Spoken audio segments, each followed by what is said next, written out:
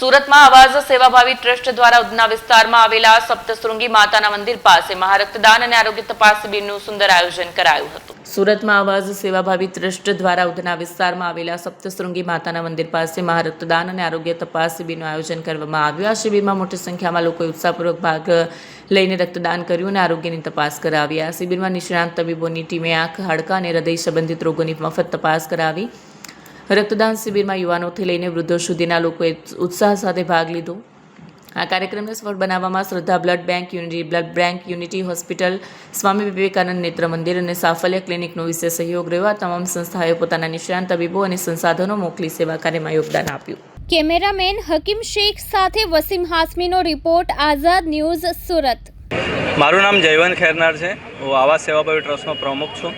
આજે કલ્યાણ કુટીર ખાતે મહારક્તદાન શિબિર અને હેલ્થ ચેકઅપનું કેમ્પ કરવામાં આવ્યું છે.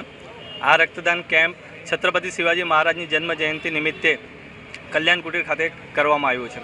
આવાસ સેવાભાવી ટ્રસ્ટ દર વર્ષે રક્તદાન કેમ્પનું આયોજન અલગ અલગ વિસ્તારોમાં કરે છે.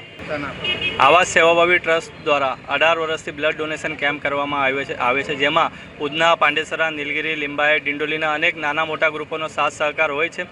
એની સાથે આવાસ સેવાભાવી ટ્રસ્ટ દ્વારા વિનામૂલ્યે ડેડ બોડી રાખવા માટે સબપેટી આપવામાં આવે છે.